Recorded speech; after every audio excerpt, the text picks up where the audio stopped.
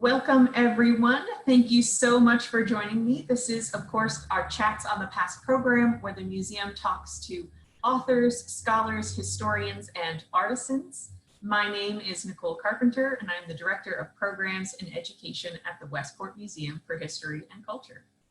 As always, we are pleased to offer you this program free of charge, but we do, of course, ask that you always support the museum however you can. We have a suggested donation of $5 for all of our programming, but we understand this is a difficult time.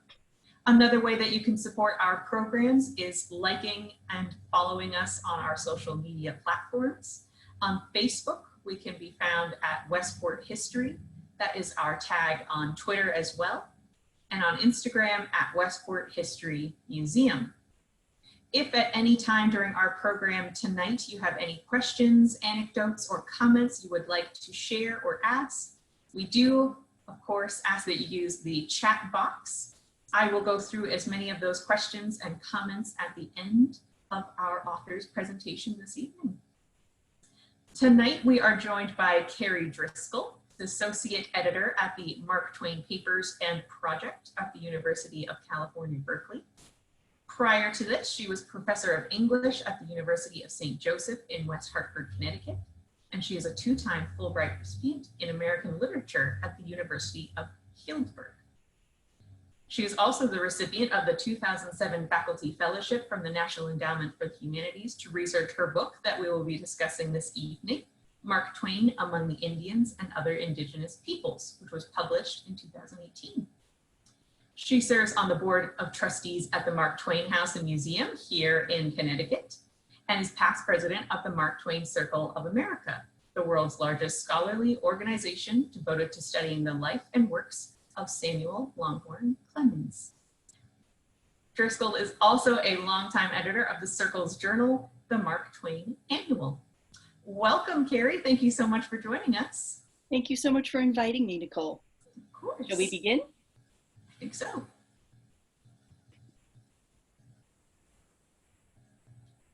Screen sharing is disabled. Oh, my apologies, my apologies. We should be all set now. Alrighty.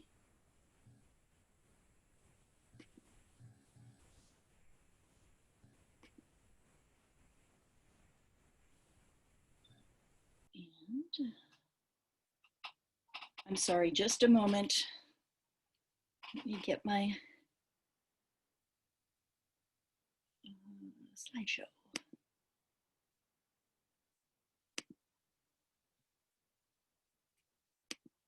Oh, why isn't it doing?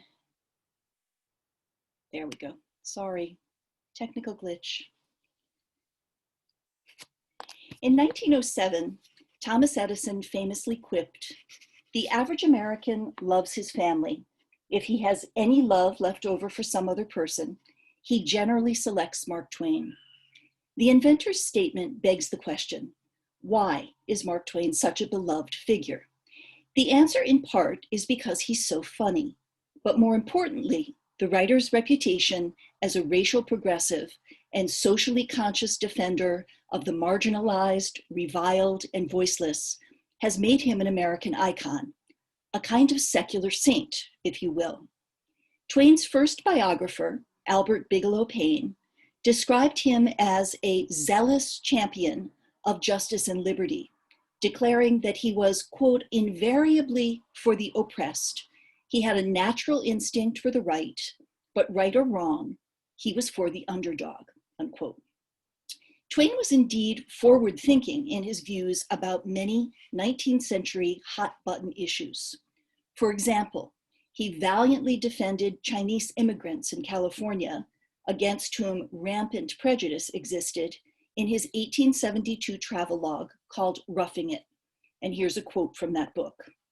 "They are a harmless race, peaceful, quiet, tractable, free from drunkenness, and they are as industrious as the day is long. A disorderly Chinaman is rare, and a lazy one does not exist.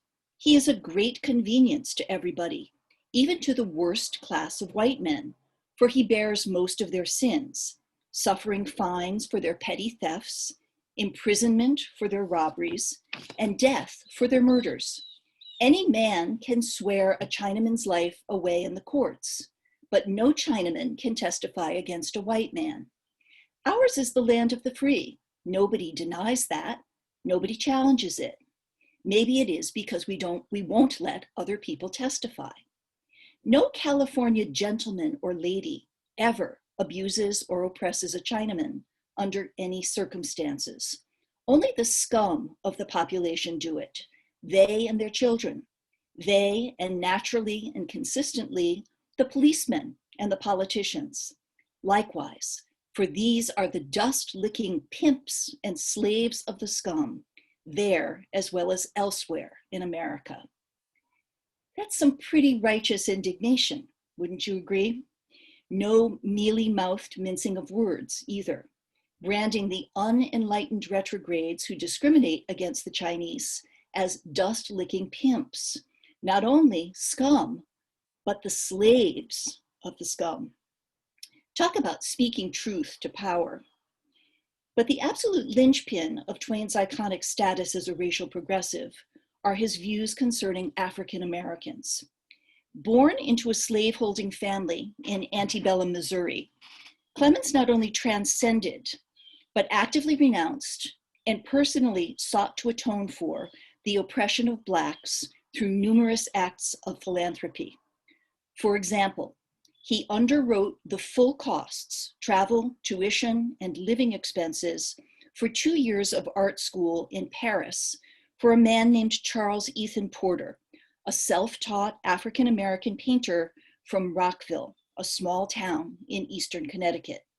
He also paid the tuition of one A.W. Jones, a theology student at Pennsylvania's Lincoln University, a historically Black institution, as well as the room and board expenses of Warner McGuinn, the first African-American admitted to Yale Law School.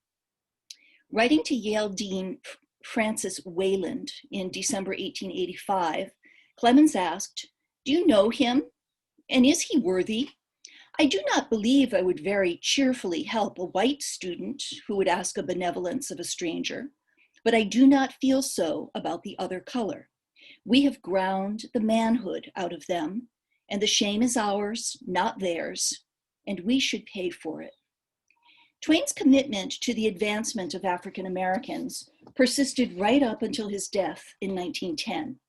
Here's a photo taken at New York's Carnegie Hall on January 22nd, 1906, at a fundraiser celebrating the 25th anniversary of the Tuskegee Institute, a school, now university, founded to educate Blacks in the post-Reconstruction era. The man speaking is Booker T. Washington, the Institute's principal and author of the historic memoir, Up from Slavery. Seated immediately behind him on the stage platform is none other than Clemens himself, who not only attended the event, but also gave an eloquent speech in support of Washington's endeavors.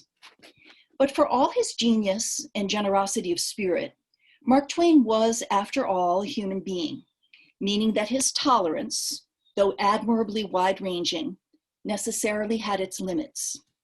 As he acknowledged in an 1899 essay called Concerning the Jews, "I am quite sure that bar one, I have no race prejudices, and I think I have no color prejudices, nor caste prejudices, nor creed prejudices. Indeed, I know it. I can stand any society. All that I care to know is that a man is a human being. That is enough for me. He can't be any worse." Although this statement is somewhat coy in Twain's refusal to identify the one racial bias he admits to harboring, over the years, numerous commentators have surmised that the allusion must be to American Indians, since his views of them were so uncharacteristically harsh. Mark Twain is among the most extensively studied of American authors. The amount of scholarship on his work rivals that done on Shakespeare. In the century since his death, virtually every aspect of his life and writing has been subjected to rigorous scrutiny. Examine the shelves of any academic or public library, and you'll see titles like this: Mark Twain and Male Friendship, Mark Twain, Travel Books and Tourism, Mark Twain and West Point, Mark Twain and Animals, Mark Twain and Youth. I could go on, but I think you catch my drift. But until 2 years ago, when my book was published, no detailed examination of the writer's views about Native Americans existed.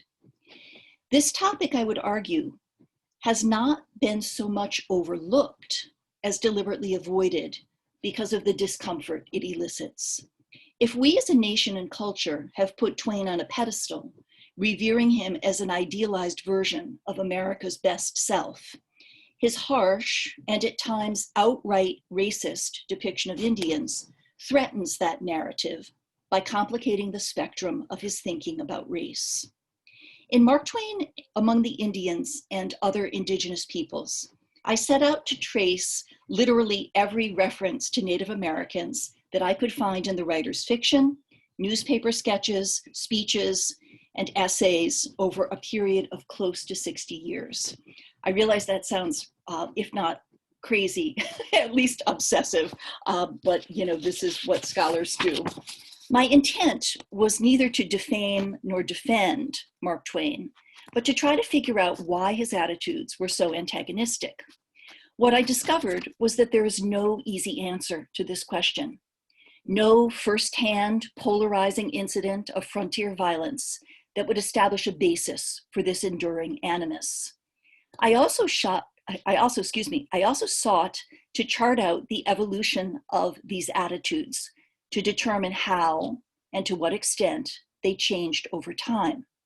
It's worth noting Clemens's birth and death dates here, 1835 to 1910, meaning that his life straddles the bloodiest period of Native-white relations in the second half of the 19th century, infamous for the Plains Indian Wars and Custer's last stand at Little Bighorn in 1876. But he also lived 2 decades after the massacre at South Dakota's Wounded Knee Creek on December 29, 1890, an event that signaled the end of Indigenous resistance to government control throughout the country. After 1890, Indians were utterly vanquished, colonized, and conquered, no threat to anyone, and therefore the tide of public opinion about them began to shift toward greater sympathy. Not so much Mark Twain. The story grew even more complicated when I globalized my focus to include the 1895-96 World Lecture Tour that took the writer to Australia, New Zealand, and other far-flung outposts of the British Empire, such as India and South Africa. On this journey, he encountered Aboriginal peoples whose fate under colonial rule, dispossession, impoverishment, and confinement on government reserves was uncannily similar to the situation of Indians in his own country. In his 1897 travelogue, Following the Equator, he denounces British imperialism as robbery, humiliation, and slow murder through poverty and the white man's whiskey. But oddly, despite the abundant parallels with Native Americans, he never explicitly connected their mistreatment with that suffered by the indigenous peoples of the Southern Hemisphere. Time and time again, in researching the book, what I discovered defied my expectations. For example, during the years that the writer spent in Nevada Territory, this is before statehood, from 1861 to 1864, where he met Indians face to face for the first time, he was in many ways blind, or at least callously indifferent to their plight. A rich vein of silver called the Comstock Lode had been discovered in Nevada just 2 years before his arrival, so 1859, generating a massive influx of white settlers to the region, hoping to get rich quick. These miners displaced local tribes, such as the Paiute and Washoe, chopping down the pinyon pines they depended upon for survival and depleting the fish and game. The natives were starving and desperate. Unable to sustain their traditional nomadic lifestyle, many took up residence on the outskirts of the mining camps, foraging for food and cast-off clothing, working as ranch hands, housekeepers, and day laborers. Their willingness to adapt to these radically changed circumstances displays admirable resilience. Groups like the extended family depicted in this photograph, taken sometime in the 1870s in Virginia City. So in other words, just slightly after the years that Clemens lived there. The town, Virginia City, is the town where Twain lived and worked as a reporter for the Territorial Enterprise newspaper. This kind of gathering would have been a familiar sight to him. Though the writer's circumstances afforded him ample opportunity to observe the Great Basin tribes firsthand, he did not, or perhaps could not, see beyond their poverty, filth, and beggary. Appalled by the squalor in which the Paiute, Washoe, and Shoshone lived, he averted his eyes, deeming their condition proof of innate racial inferiority rather than the result of complex historical circumstances. In print, he repeatedly deplored their repugnant dietary habits, claiming that they ate live grasshoppers as well as the lice that infested their unwashed bodies. They were, in his mind, unquestionably other, degraded, and dehumanized. To put Twain's views into fuller perspective, I'd like to briefly tell you about a writer named Dan de Quill, who worked as a reporter alongside Twain at the Territorial Enterprise. And here they are together. De Quill is on the right there. The two men were not only professional colleagues, but also roommates for about 6 months, since housing was at such a premium in the mining boomtown. If Clemens's stance toward Western Indians was dismissive and foreclosed, de Quill's was just the opposite. He was a fluent speaker of Paiute, a close friend of local native leaders, and a staunch ally of the people he referred to as the red proprietors of the soil, a phrase that signifies his recognition of their hereditary and spiritual title to the land. According to his obituary, quote, "In Virginia City, de Quill was loved by everyone. Even the children of the hills, the Paiutes, knew him as a friend. And if they had a grievance, they came to him for advice, and he loved them as he loved everything in nature," unquote. In a book called Washoe Rambles, de Quill presents a colorful account of an 1861 prospecting trip through Western Nevada, during which he encountered large groups of Indians. The text reflects both his insatiable curiosity about Paiute language, customs, and legends, as well as an acute awareness of his outsider status as a Wamugina, or American. Many of de Quill's sociological and linguistic observations about Nevada natives challenge the prevailing stereotype of savagery. The children he meets, for example, are impeccably well behaved, prompting him to note that some white children I have seen might learn a lesson of modesty from these Indian girls. They did not romp about and yell for this thing or that, pull and haul at everything within their reach, nor disobey their parents. He clearly enjoys their company and readily shares whatever provisions he has on hand in order to learn more about them. As to the Indian beggars, I am almost ashamed to say it. I am afraid I am guilty of encouraging them. I rather like to have them around to study their language and their characters. One evening, he recalls, as he and his two companions prepared dinner, our Indian neighbors began to drop in. First came 2 old men, then 3 squaws with several small children. As we ate, they gathered about and watched with eager, hungry eyes, each mouthful, and with their silent longing seemed to rebuke us for having such frightfully good appetites. Their looks said plainer than words. Will these selfish Wamuginas devour all? We wanted to give the whole hungry crew a square meal, but it was impossible. We could only give each a small taste of bread. De Quill regards these Indians not as trespassers, but neighbors.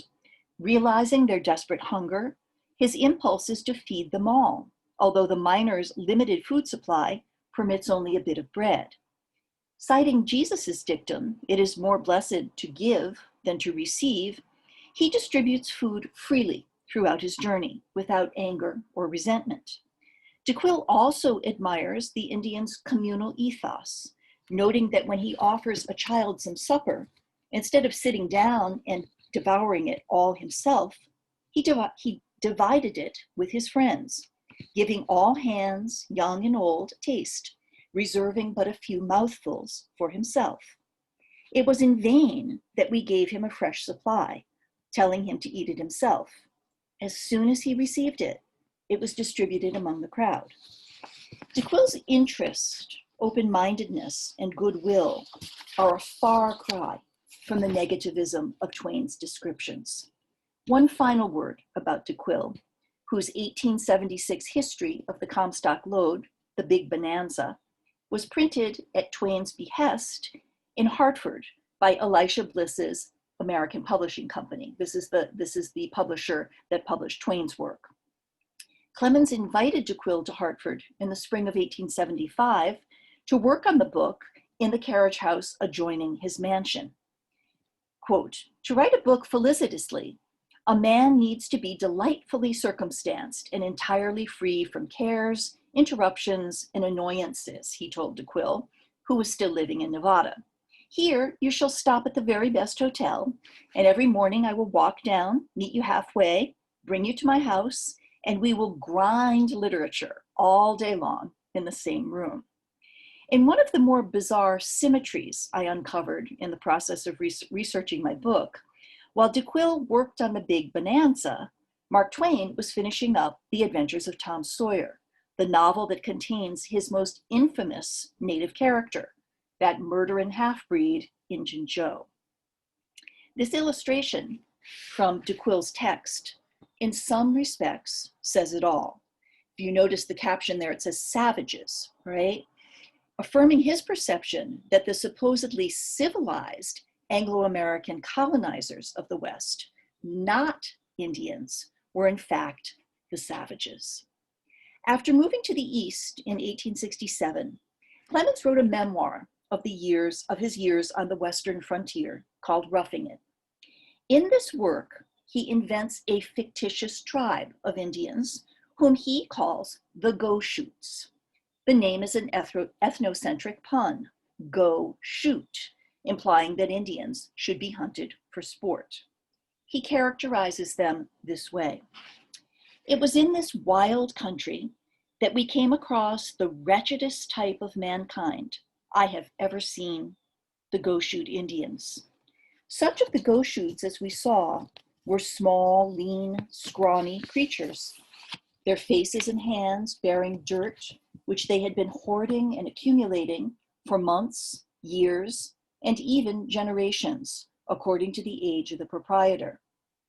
A silent, sneaking, treacherous-looking race, taking note of everything covertly, like all the other noble red men that we do not read about, and betraying no sign in their countenances, indolent, everlastingly patient and tireless, like all other Indians, prideless beggars, for if the beggar instinct were left out of an Indian, he would not go any more than a clock without a pendulum.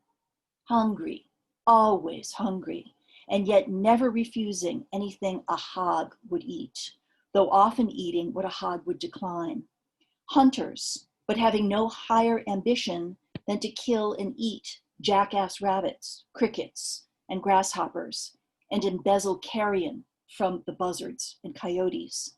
Savages who, when asked if they have a common Indian belief in a great spirit, show a something which almost amounts to emotion, thinking whiskey is referred to. A thin, scattering race of almost black children. These Go-Shoots are who produce nothing at all and have no villages and no gatherings together into strictly defined tribal communities. Twain concludes this description by universalizing his observations, declaring that Whenever one finds an Indian tribe, he has only found Goshoots, more or less modified by circumstances and surroundings, but Goshoots after all. This sweeping generalization that not only are all Indians alike, but also as equally repulsive and degraded as the Goshoots, reflects the depth of his animosity. And this is the image that accompanies the passage that I just read aloud to you from the 1872 book, Roughing It. Throughout his career, Mark Twain lectured widely, both at home and abroad.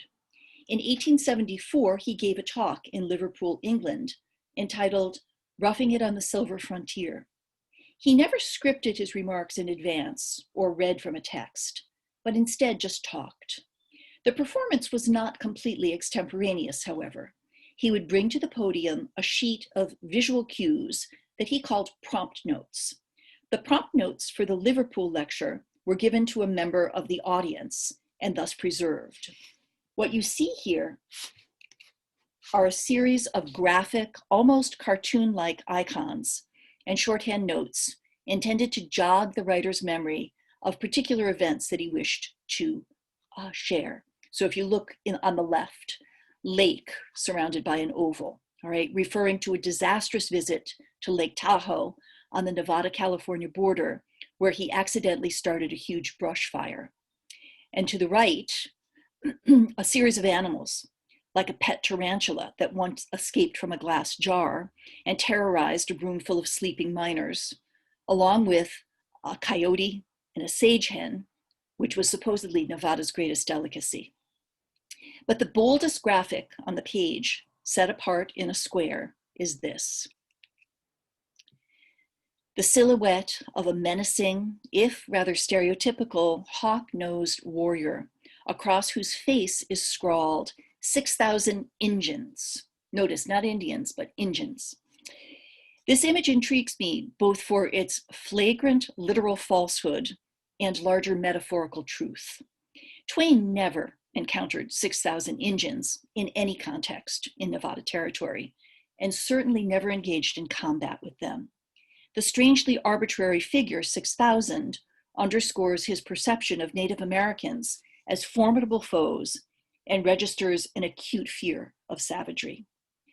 Twain's negative representation of Native peoples as vermin and reptiles, even desirable subjects for extermination, as he calls them in an 1870 essay called The Noble Red Man, is counterpointed and complicated by a series of statements made over several different decades in which he identifies himself as an Indian.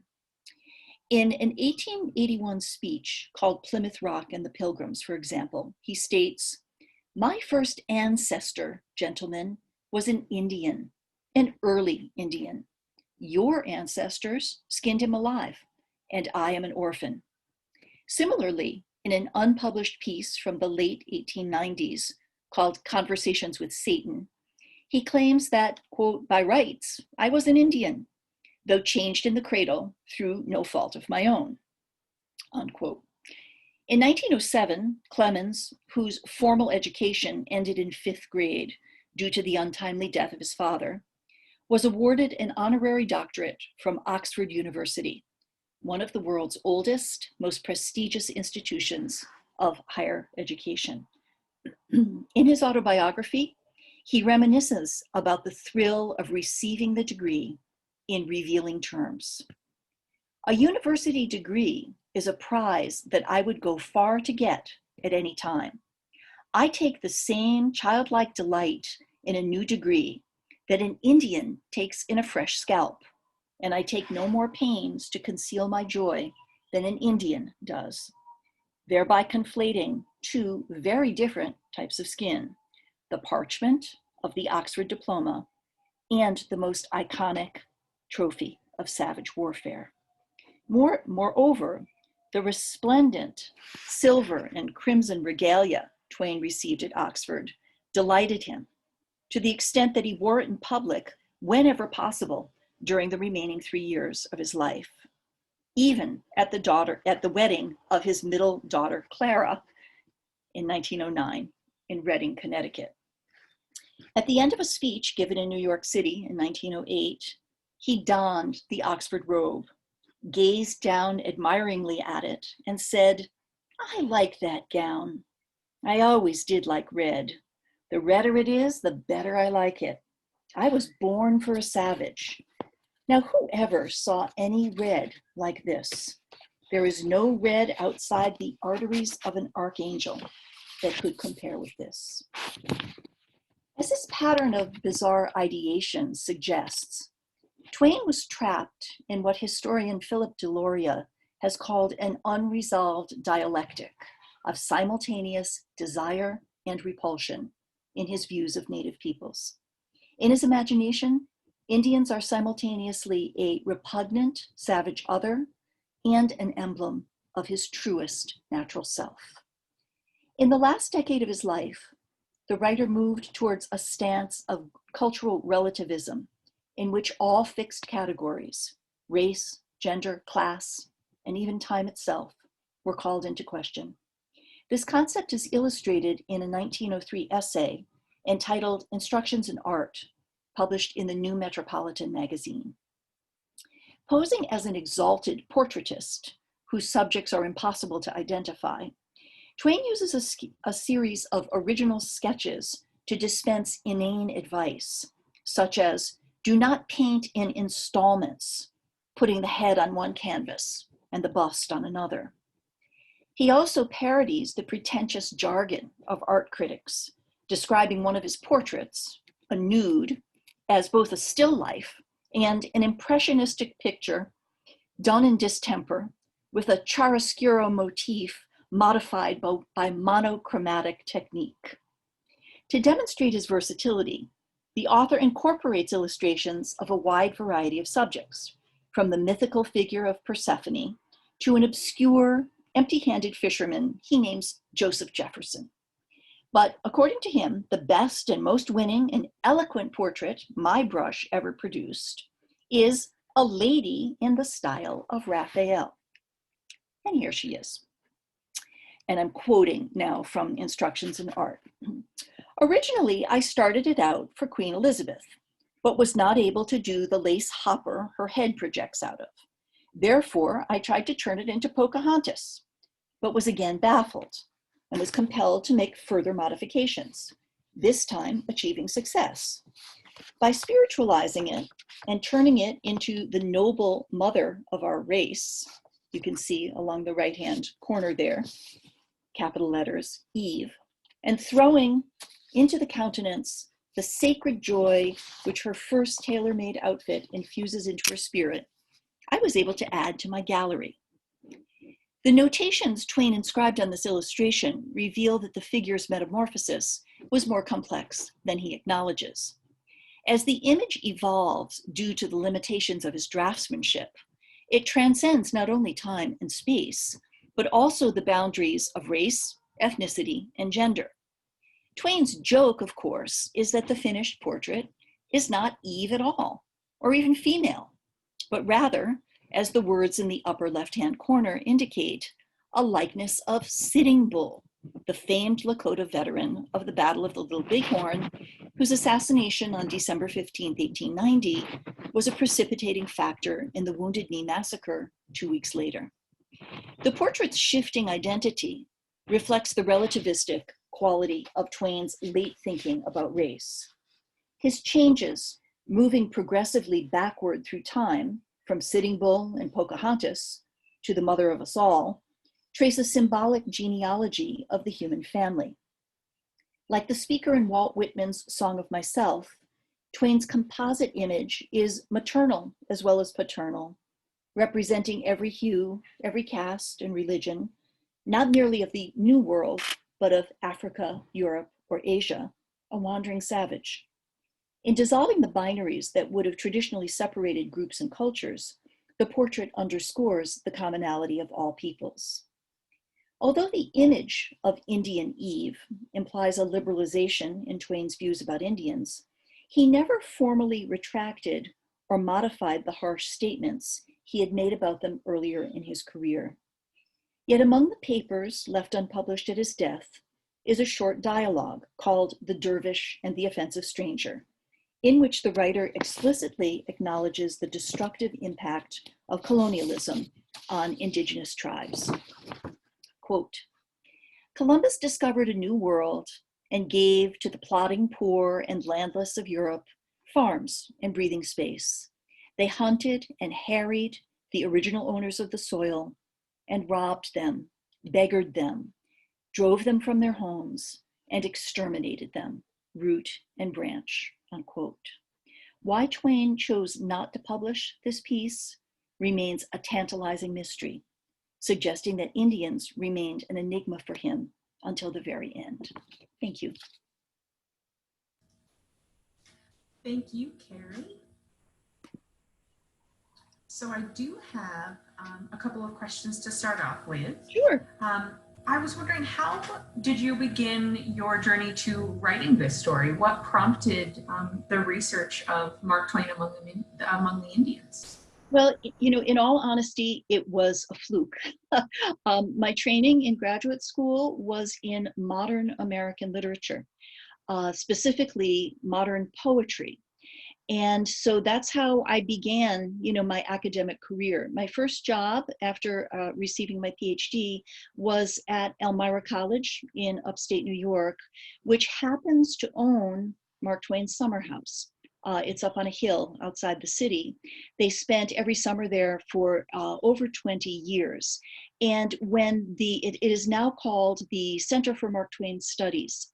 But when they were first, you know, the administrators at the college were first getting it organized, I was a young assistant professor, and I was contacted by the director, and he said, could you give a lecture on Mark Twain? And I was like, well, no, you know, I can talk about Ezra Pound and T.S. Eliot and William Carlos Williams, but, you know, I'm a 20th century person. And he said, well, you know, no, come on, why don't you do it? And, you know, what are you interested in? And I said, well, you know, I was teaching at that time a course in Native American literature. And so I said, well, I'm really interested in American Indians. And he said, well, what did Mark Twain think about American Indians? It was just that simple a question. And the answer to that was, I really don't know. I mean, at that point, I only knew about Injun Joe, which is, you know, sort of the tip of the iceberg. And so I dutifully gave the talk, and you know, it's been like unraveling a very complicated puzzle ever since. Oh, I can imagine. It sounds, not only was he kind of conflicted on the subject, at least later in his life, but the fact that it wasn't published must have made it really, really tantalizing to kind of look through. Yep.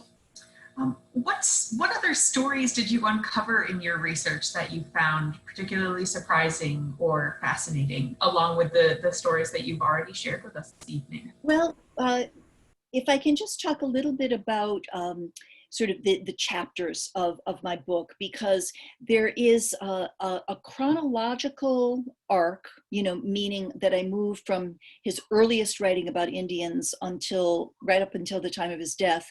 But there is also a geographical arc. And so what I kept trying to do over and over again was to think, well, all right, he grew up in the Mississippi River Valley in the 1830s and 40s. What was going on with Indians in that time period? So, you know, Hannibal is the village in which he is reared. And so I began to look at, you know, I did a lot of deep archival research in obscure 19th century newspapers, trying to figure out, would he have seen Native peoples? You know, how many of them were still around? And so the surprise that I encountered time and time again in doing the research was the tendency for either previous scholars or any reference librarian that I asked to give me answers that were sweeping generalizations. So for example, you know, I consulted with the Mark Twain Boyhood Home in Hannibal, and I'm trying to find out, you know, what the status was of Native peoples in Hannibal in the 1840s. There weren't any. Well, you know, that's way too simple an answer. And so, you know, the same thing I began to, I thought it was going to be one chapter about his time in Nevada Territory, and I uncovered so much information that it ended up being two. And again, people would say things to me like, everybody in the West was prejudiced against Indians. It's just everybody, he was no different. Well, again, as you can see from the few anecdotes that I told about Dan de Quill, that's hardly the case, that he's making a kind of choice, right? A decision. And his brother, by the way, was the secretary to the governor of Nevada Territory, which is how he ended up there in 1861. And that circle, so I mean, he's really close to sort of the inner circle of government power, right, while he's there.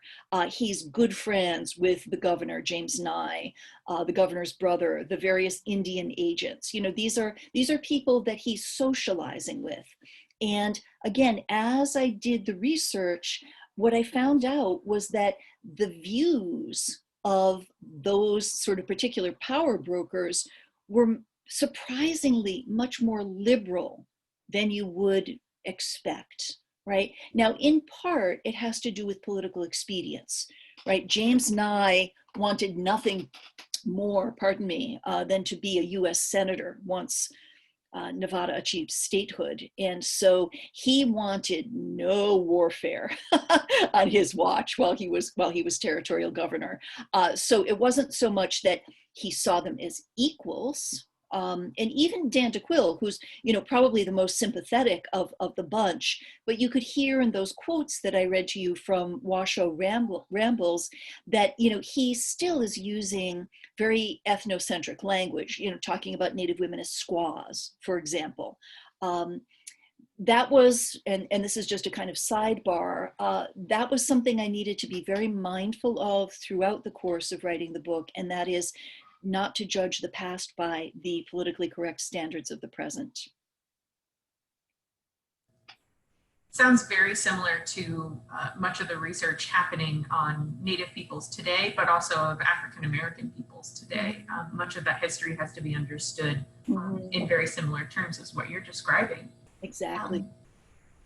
Is there something that you hope, or a central theme that you hope that modern audiences take away from the book? Yes. Mark Twain, he's known first and foremost as a humorist, and he is rightly beloved for that, because the humor is timeless. It's as funny today and as fresh today as when he wrote it and published it now, 140 plus years ago. But he's more than a humorist, and the complexity of his views about natives. There's a lot of talk these days about implicit bias, that, no matter how liberal or tolerant we think we are, we all wear our blinders, and for whatever reason, he was light years ahead of most Americans in his thinking about African Americans. But when it came to Indians, there just was what I'll call, for a better term, a stumbling block, right? And I do believe it had to do with their poverty, the filth, squalor, right? The fact that when he encountered them in the West, they often were begging. Now, Dan de Quill had a very different response to that begging. He was like, sure, I want to feed you, because this is the way, if we break bread together, that I can learn about your culture and your language. Twain he couldn't go there. He stopped at the what he regarded as the repugnant exterior, right? And he saw that, as I mentioned in my prepared remarks, as an indicator of innate racial inferiority, rather than a circumstance that had been thrust upon them, all right, by colonization. So I think that's what I would like people to take away from that. He was very complicated and his thinking about race is by no means one-dimensional. In terms of, going back to your previous question about like surprise, I was encountering these, sometimes really vicious, ugly descriptions of Indians. And then, I'm an Indian. My earliest ancestor was an Indian, right? I take as much, delight in an academic degree as an Indian does in a fresh scalp. Like, what? Very, very strange. Very complicated character, and Yeah. I do see a lot of similarities with the reevaluation of many historical figures. It seems to be something that is happening in our day and age, this reevaluation of these popular figures, and really gaining a better or a fuller understanding of them, even though it might raise more questions than we had when we first started researching and learning about them. One of the other sort of interesting things that I encountered early on in my research was resistance to my findings, because it really flew in the face of the beloved icon. I was told at one point, Mark Twain didn't have a racist bone in his body. And I was like, really? There was it. We need our heroes. We want our heroes. And, as that old adage goes, they have clay feet, right? Those idols. Thank you so much for joining me this evening, Kerry. You're welcome. Do you have anything that you'd like to leave our audience with this evening? Any other questions, Nicole? I don't think so. I did have one other question, actually. What sources were you able to use besides Twain's own writing? Where were de Quill's thoughts and writings coming from? Are those newspaper articles? Some newspaper articles, again, published, unlike Mark Twain, he remained a journalist throughout his life. So he dies sometime in the mid 1890s. So there were decades of journalism that I was able to, retrieve and then use. Primarily, I would say, in addition to, Twain's letters, unpublished letters, manuscripts, drafts of pieces that did not end up in the various published works. Those were very revealing in a lot of different ways. The main source was those 19th century archival newspapers. So, one of my chapters is called The Curious Tale of the Connecticut Indian Association, because remember that Twain lived in Connecticut from 1871 until 1891. And Connecticut is really instrumental and integral in shaping some movement forward in his ideas about Indians. And what I was able to attribute that to was this female native rights advocacy organization founded in 1881 called the Connecticut Indian Association. Everyone at Nook Farm, where he lived, was a member, but he and his wife weren't. Their records, and these ladies were absolutely meticulous record keepers. Their archives are at the Connecticut State Library. The minutes of every meeting, their flyers, their pamphlets. And so that was another huge source for me that, other scholars had not yet mined. That sounds fascinating. I bet their minutes are really interesting to look into. That's a fantastic resource. It's wonderful. Yeah. Well, once again, thank you so much for joining us this evening, Kerry. We do, of course, encourage all of our audience members to pick up a copy of the book. It's available in paperback on Amazon. So beautiful, beautiful. So thank you once again, Kerry, and have a wonderful evening, everyone. Right. Enjoy your weekend. Thank you for the invitation. I appreciate it. Bye. Bye.